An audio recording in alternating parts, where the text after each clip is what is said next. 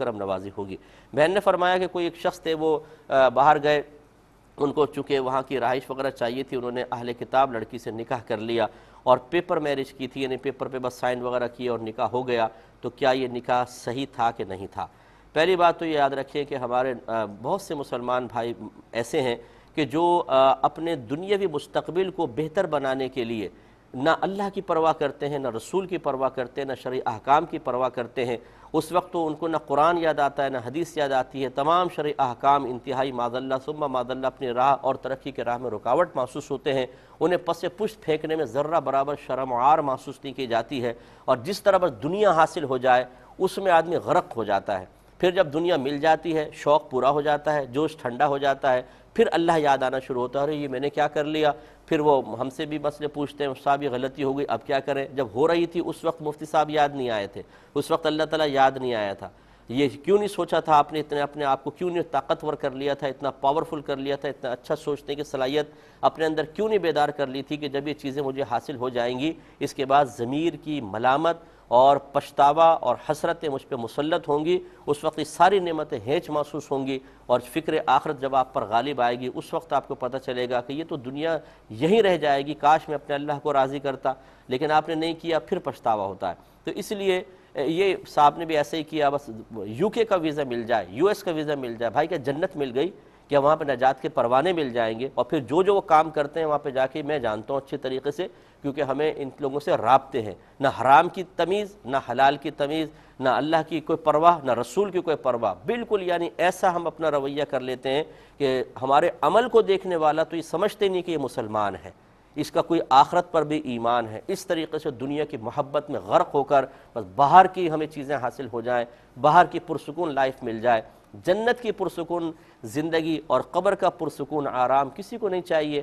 اس کی پرواہ نہیں ہے۔ تو اس لیے ایک تو یہ اس بات کو تھوڑا سا یاد رکھیں، اگر اس آدمی کا نکاح اس لڑکی کے ساتھ صرف اتنا ہوا تھا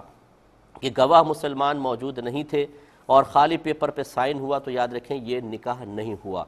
ہاں اگر ایک مسلمان اپنا نکاح کرے گا تو پھر اس کے لیے ضروری ہے کہ کم از کم 2 عاقل بالغ مسلمان مرد یا ایک مرد اور 2 عورتیں وہاں پر بطور گواہ موجود ہوں، پھر باقاعدہ ایجاب و قبول ہو تو یہ نکاح ہوگا۔ اور اہل کتاب حضرات جو ہیں بہت سے ایسے ہیں باہر کے ملکوں میں، خاص طور پر آپ پوچھ لیجئے کہ یو کے اندر جو چرچ ہیں وہ مسجدوں میں کیوں تبدیل ہو رہے ہیں، وہاں پہ لوگ آتے ہی نہیں ہیں چرچوں کے اندر، چرچ ویران ہوتے چلے جا رہے ہیں۔ اس کا مطلب ہے کہ لوگوں کا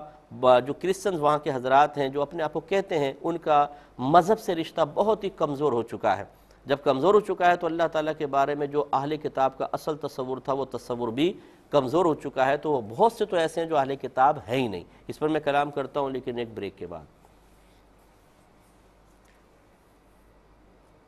میرے ورد لب ہے نبی، نام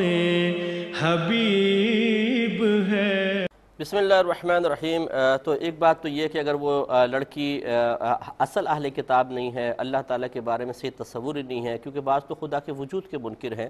تو پھر یہ تو نکاح ہوا ہی نہیں، اور گواہ نہیں تھے تو پھر نہیں ہوا۔ اور اگر بالفرض ہو بھی گیا تھا تو آپ نے خود آگے بیان فرمایا کہ اس نے 3 طلاقیں بیوی کے سامنے اس کو دے دی، کہ میں قرآن پہ ہاتھ رکھ کے غالباً کہا کہ میں اس کو طلاق دیتا ہوں، اور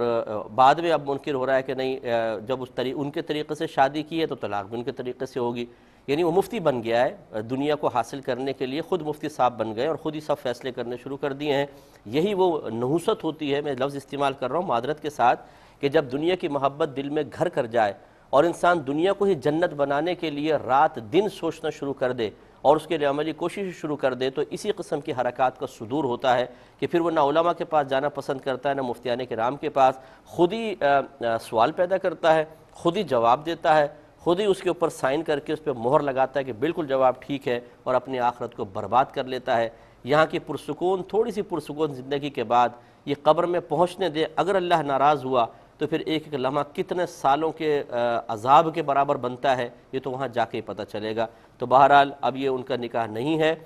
3 طلاقیں ہو بھی گیا تھا تو طلاقیں، اور یاد رکھیں کہ اگر مسلمان ہے تو مسلمان کے طریقے سے طلاق دے گا، اور 3 طلاقیں وہ دے چکا ہے تو یہ بالکل رشتہ ختم ہو چکا ہے۔ ایک بہن نے ارشاد فرمایا کہ اگر کوئی عورت ہیں جنہیں بیماری کا خون آتا ہے تو ان کے